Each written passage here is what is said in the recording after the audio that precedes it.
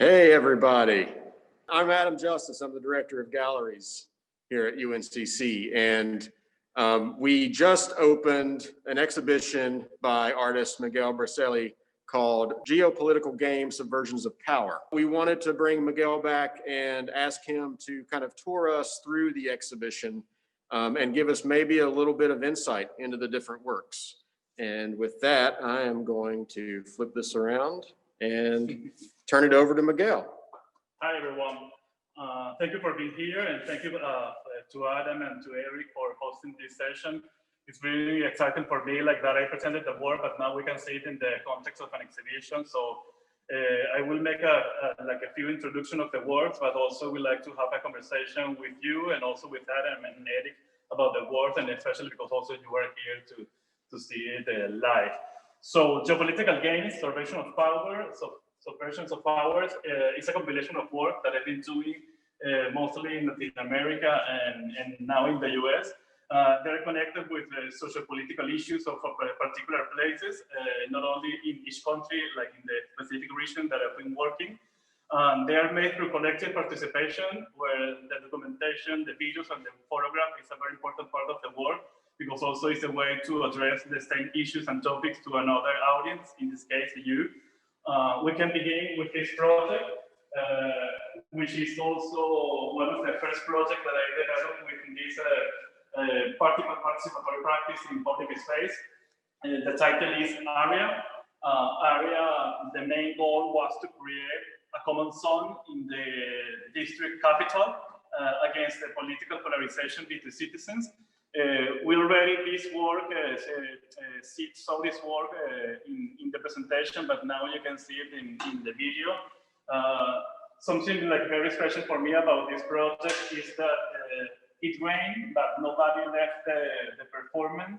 So it's something that you need to deal in this practices in public space. Like it's a life work that you end up like discovering in the doing, like the weather, the landscape shape the work, and it's a co-author of this practice. And in this case, like at this moment, well, it was very important also that the image get more powerful, and you can see in this case the statue, who is the statue from Simón Bolívar. Simón Bolívar, our biggest political figure in history, and he's kind of a witness of the action, but at the same time he is from behind, like another citizen like us. So this whole project was a huge statement about how places and cities and nations are made from citizens and people, not only by the buildings and the governments and the institutions that they represent. So we created this whole area and whole project with this line that they end up being disappearing in the landscape and in the rain. And after that, I started to work with also another project in different of the line and the fabric, and created specific objects. Like in this case, the performance, the title is Banderas de Venezuela. It could be translated as Venezuelan flags. And in this case, it is a flag of two poles. So you can see people from the left and from the right try to raise the flag in their own space and position. But it's kind of like a loop of an impossible things to develop. So the video and the performance goes in this impossible action, and these people are struggling to create one flag while the country is divided in two countries. So the flag became like a very important element for me to address many other subjects or topics. The next video is a project in Chile. It is in Antofagasta. Antofagasta is a place in the border between Chile, Peru, and Bolivia. The neighbors, these countries, have a lot of political fights and struggle, especially Bolivia and Chile.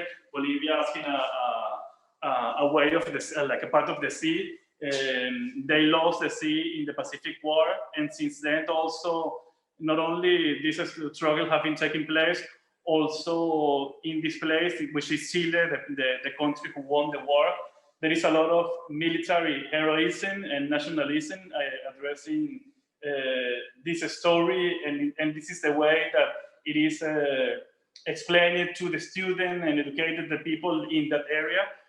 So in this particular project, we didn't work as an open call with a previous work. We worked with a specific community, the community of the students. They were high school students.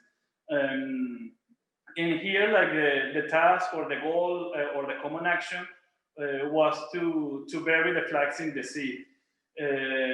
For me, bury the flags in the sea, it was a way again to combat and fight against this nationalism and heroism and militarism, like doing the opposite way, and also connecting with the sea and doing this action in a more poetical way in the sea, which is the main conflict about these two countries.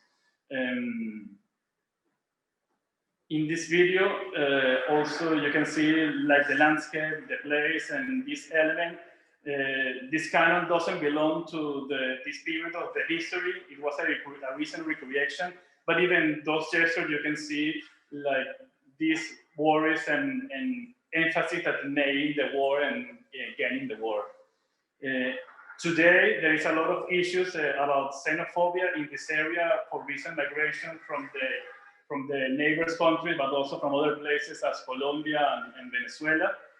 So for me, like having this discussion and conversation and doing this poetic gesture about burying the flag, it was also a way to address and fight against xenophobia and all these issues. It was the first time for me working with a drone, but at the same time, I understood that it was an important resource to communicate the project, because it is the eye of the landscape, the eye of the sky, the eye of the dimensionality of this place, which is also the Atacama Desert,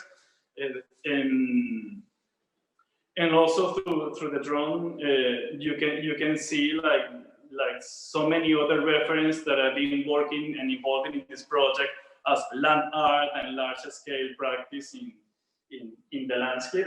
But in this case, it's presented through like new media and film as a very important part of the work. The videos are available in a website which is geopolitical-games.com. So you can see it entirely there, especially not all this video, but this one for sure is in that website. And this video also has really great audio. I mean, I think the sound component of this video is important to experience too. Yes, thank you for mentioning that, because it was also my first time working with sound. Well, this has like the previous work in Plaza Caracas with the black line. It has the sound of the rain, but now we recreated the sound and the area, emphasizing the military sounds and the war. So you create an atmosphere, and also put some context of the project. Maintaining for me, which is most important, that it is like the visual narrative and the poetic gesture just about the image and sound.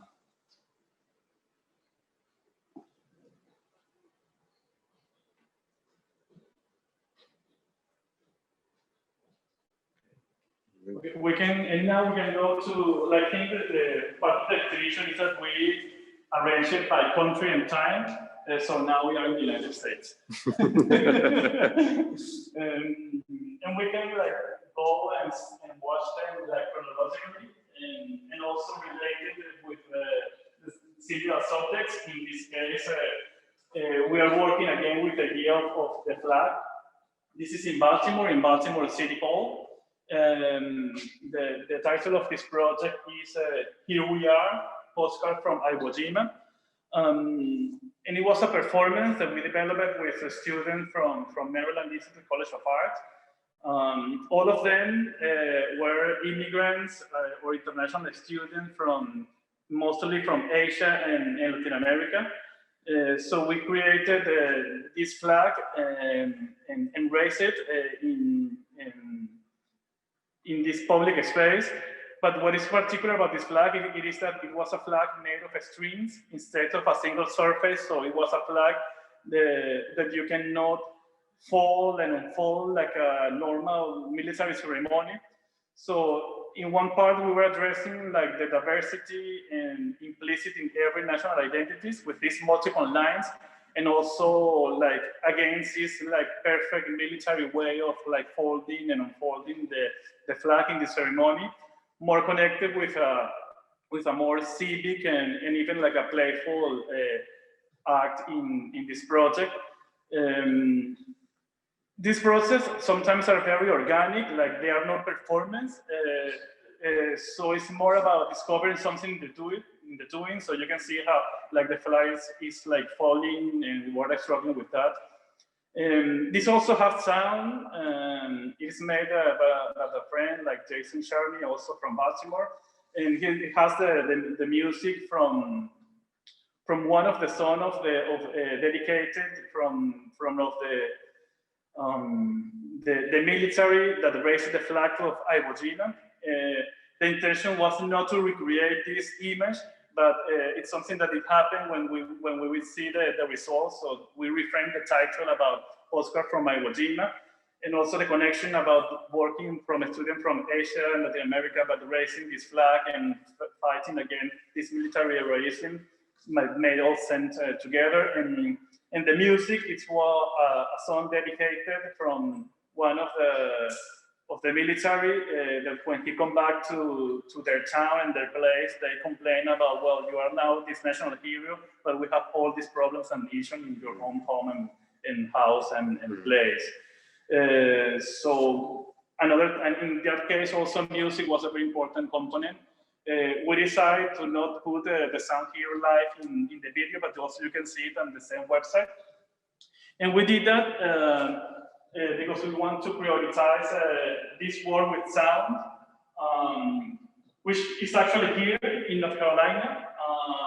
It is at the county courthouse. You can see the obelisk and the building behind. And it's a volleyball game in this place. The original place, the original work for this project and place, the title was We Need to Talk. It's part of Geopolitical Games, which is a larger project that I've been doing in the US, addressing again like the diversity and implicit in every national identity, addressing also like migration issues, and recently also addressing the elections, and the idea of We Need to Talk. It was knowing that North Carolina is one of these swing states, so like I also believe, like related with Venezuelan polarization, how this polarization is a strategy from the government to stay in power, like create this division between citizens. So We Need to Talk was an idea like to increase debate and like stimulate debate between people from different perspectives. And this video is a project that I did with Hernan, which is another resident from McCall. He's from Argentina. And I think that reshaped the whole project, and it's just for me like these students and American guys playing volleyball in this very institutional and place for justice and emblematic. So I think now we need to reframe the concept of what it is. And it's something that I think discovering many of these projects, that we don't have a script. So also I need to change title concepts once I have like the result of what happened in the place, what is the work about, and that's like a new lesson. In this case, I think it's more about immigration and these monuments and institutions and how we inhabit and relate together. You can see the flag, some part of the monument, and in the meantime, we are like just like having fun and using the space. So I think like the narrative is other, but definitely it's part of Geopolitical Game as a larger project. And similar to this video, where it was the first of this project in volleyball. This project originally born in Baltimore, where is like in Fort McHenry, in this area, you have like the birthplace of the US flag. So I wanted to recreate the flag in this fort, like playing with these blue and red balls and white balls, and recreating the flag, because also part of the history is that the flag flew over the fort in a battle, so we were also again recreating the battle. But in similar to other projects, the idea was to create to transform this military base into a playground. So changing and displacing this idea of militarism and nationalism to more like a place to everyone to participate, and also to invite many other nationalities to be part of this project. Then pandemic happened, so what I decided to do is just develop this project home by home, going around my neighborhood and playing volleyball with neighbors and friends and people who joined voluntarily through the website of geopolitical games. We ended up like playing with the balls, but at the end, each one deflected the ball, and I discovered that this was the most powerful part of the project, because somehow it was kind of like a relief moment of all this tension of the pandemic, and it was during quarantine, and at the same time, it was kind of like a process of healing. And I decided to take out the white balls, so it was just red and blue. So it was now more focused also about the elections and this debate and this diversity and polarization that's playing together. And last but not least, this is like an installation. It is an award that we created just for this space. I used the word we accidentally, but I joked with Adam that it was a collaboration, because I proposed a project, but they ended up like resolving how to design it, and this is kind of like a part of the work. And it's a flow ball, a flat ball without the flag, just like hit this red circle.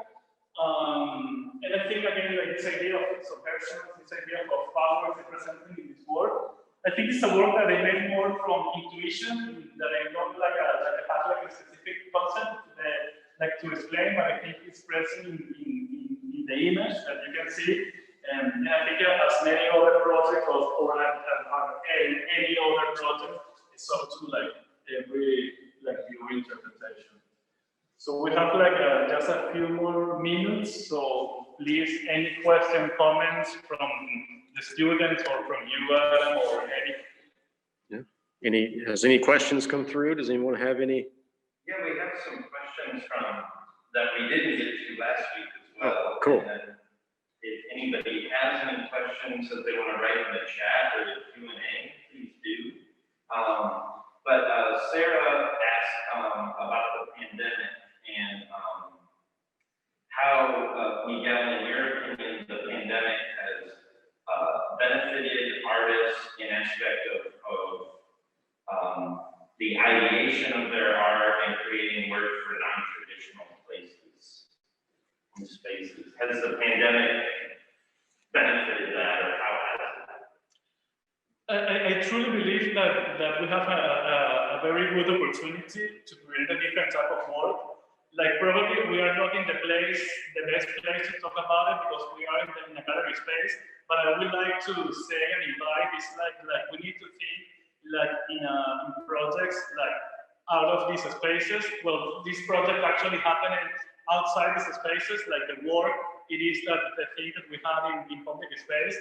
And for me, this pandemic reinforced that idea, that it is not about just creating objects and pieces for the gallery. It's about creating experience, ideas, and thought that also could happen in any other place or form.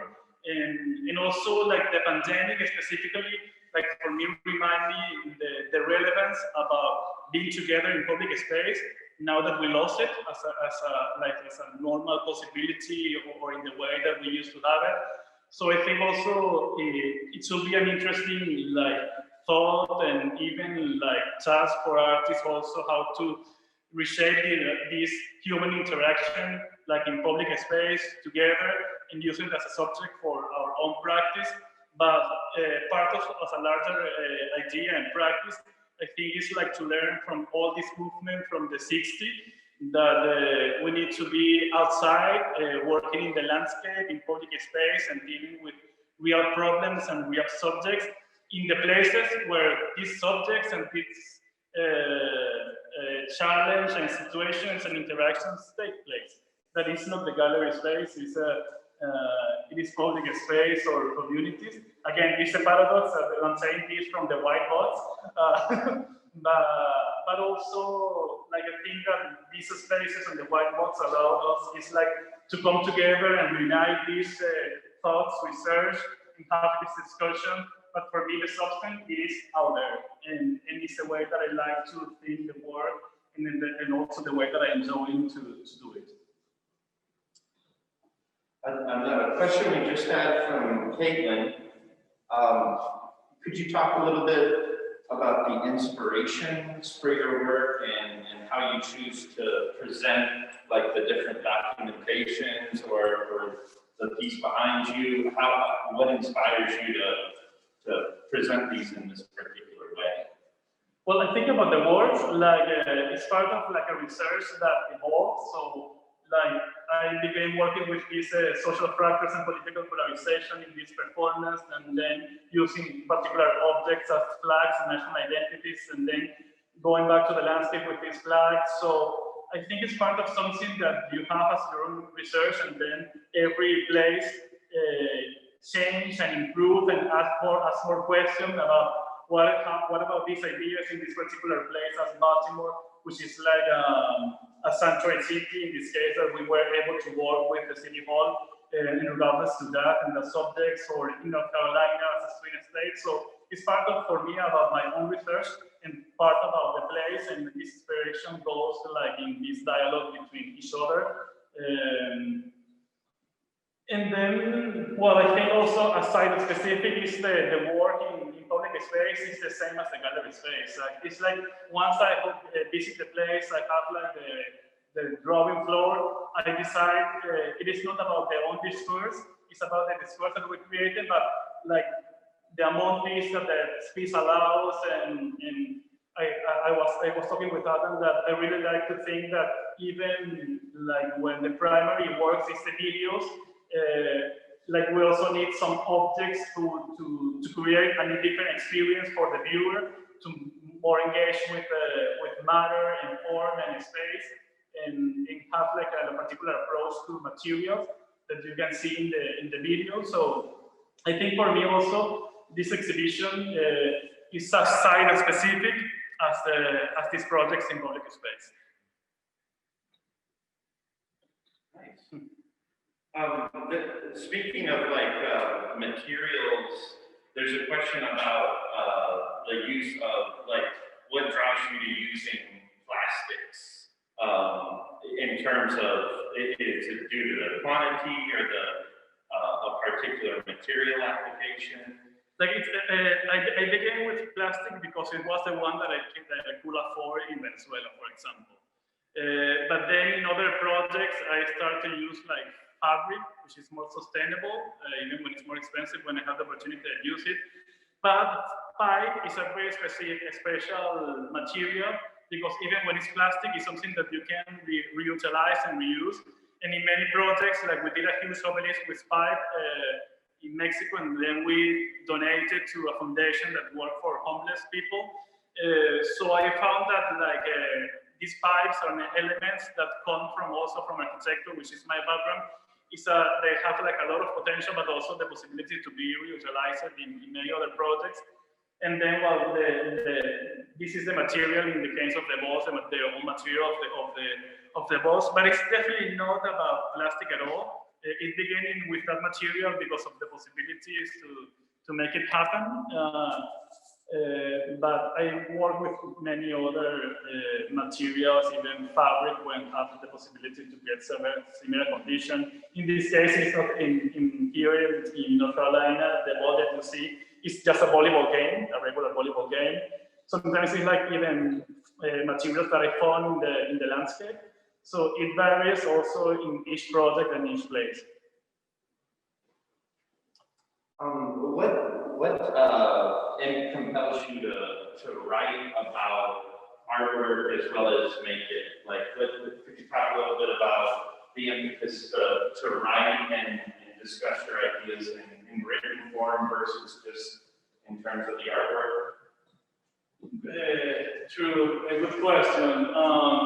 Yes, I do feel the need that once this project gets more like deep in the concept and theory and history behind, also you need to honor that, and you are committed to explain also these projects with words, especially about not only about the context, also about the subjects of the research.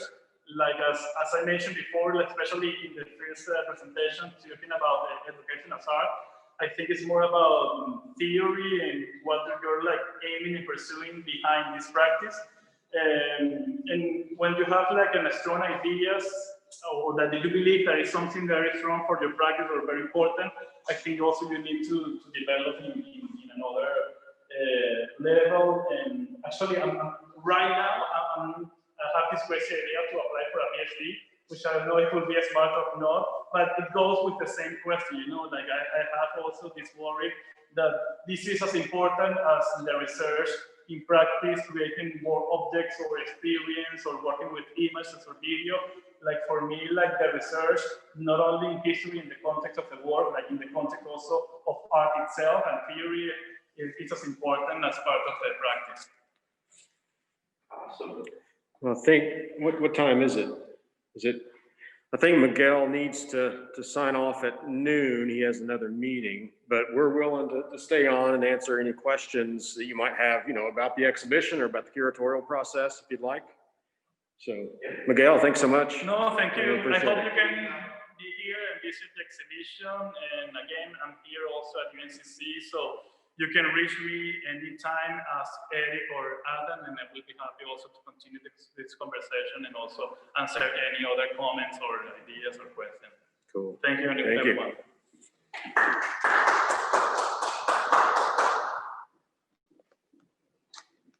Okay.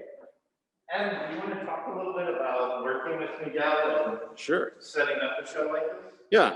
So, I mean, so every fall, I'm sure most of you all know this, but every fall, you know, the college does contract with the McCall Center for Art and Innovation here in Charlotte to work with one of their resident artists who, you know, usually in the past would work with a team of students and would conduct a course based on their particular studio practice. This semester obviously was very different in that we didn't have students that Miguel really worked with. So Miguel kind of created work around Charlotte himself. And then we, the gallery staff, kind of worked with him directly on an exhibition. And so there aren't student works in this show. So it is, you know, a one-person show of just Miguel's work. And it's almost kind of like a working retrospective of his work. But it's been really great. So he actually told me this morning that he only usually has about one exhibition a year because so much of his time is spent, you know, teaching, or, you know, a lot of his time is spent organizing these performance pieces because, you know, for what you see on the screen, there's a lot of process that takes place that you don't see. And Miguel's process isn't a studio-based process. I mean, he works with a lot of cities and with a lot of countries to first of all, get the different approvals from these different governments to go in and stage these performances and film them. And so it is a lot of work behind the scenes in that respect, but also just finding the different participants and conducting the whole performance and finding people who can produce, you know, some of the sets and some of the props that he needs. And so because of all the time that takes, he rarely has an exhibition. And so this was actually the first time that he's seen all of these works shown at the same time. And in several respects, this is the first time he's seen these pieces shown as he originally envisioned on screens, and especially the geopolitical piece that's on two screens in the corner. This is how he always envisioned the piece to be, but this is the first time he's actually seen it in place. And so he's really happy with how it turned out. And so this is an exhibition, but also for Miguel, this is kind of a first time thing for him to see these pieces actually come to life and be presented according to how he originally planned them to be. So it's been really exciting for us to work with him. And, you know, the process of staging an exhibition where it's primarily technology based, so lots of screens, lots of media players, projectors. I mean, it has its own kind of difficulties to it. And we were actually joking earlier this week that, you know, I think I could spend all day hanging paintings on a wall and be less exhausted than spending all day hanging 2 monitors on a wall and get them to sync up and play the media correctly. So, you know, it's been an interesting experience for us, but it's been great. And Miguel's been super great to work with. So in the case of like the geopolitical one, then that's like on 2 channels. Right. Each separate videos. So the idea of getting it to play, like there's a whole kind of like you said, the syncing up of the video after the installation is made. So each screen has its own media player hooked up to it with its own USB and its own file. And luckily they're the same type of media player. They're Mica players, and they'll both respond to the same remote. So we can basically kind of stack them and work them at the same time with the same remote. So it is pretty easy to sync them up. Right. And what was he saying about there's kind of a little echo in here. What was he saying about the original intent with this, and then what ended up happening? Was the crown on the pole supposed to be reversed, or? So originally the idea was, instead of a painted red circle, he wanted to take one of the plastic inflatable balls that he uses in this performance and let some of the air out, and actually wedge that between the flagpole topper or the eagle and the wall. But I think he changed his mind for some reason. I don't know if it was a logistical thing or if he just decided it would have more of an impact as a red circle. But it kind of speaks to both series of works of the geopolitical series of the conversations that are represented by the volleying of the inflatable balls. But also, if you've noticed, you know, just the object of the flag itself is important to Miguel's work. But then also you add on top of that object the iconography of this flag being representative of a specific country, and how, countries are obviously and often represented by different flags. And so he and I kind of discussed, how he could involve the object of the flag into the exhibition. And some of those conversations even went as far as to organizing an installation out in the front quad in front of Row, or to the arts quad next to Row, where he thought about taking a flagpole and a flag and putting it on like a fulcrum or a pivot, and almost like a compass, allowing it to be interacted with, and people could spin it around in certain ways. But we just didn't have time to organize that and involve everybody in the university and the college who would need to be in that conversation. And so this is when he came up with the flagpole against the wall. And, I do agree with him that in a show that you have a lot of tech and a lot of video, having a physical component that relates to the performances on the screen, I think has a big impact with the visitor. It does create that, as he was saying, it gives the artists and the audience an opportunity to see these videos in kind of matter and in form and in space. And so he really wanted to add that installation component, and this is what we ultimately came up with. I think it works really well, and I think it's something that he's going to keep developing and continue, and probably install alongside the geopolitical video when he shows it in future exhibitions. The videos are really well installed, and there's a great sense of scale. It's almost set up, especially over here where Adam's at, to be give you almost a really clear cinematic sense. And I think it's really effective to see, especially the scale of some of these, the way they're projected, the way they look on the screen. I don't know Miguel's whole setup for his documentation, like who he's working with in terms of photography and videography, but the videos are beautiful to see projected and on the LCD screen. And thank you very much to Adam and the gallery crews for hosting us in here today. We'll wrap it up a little bit early, and yeah, wish you all.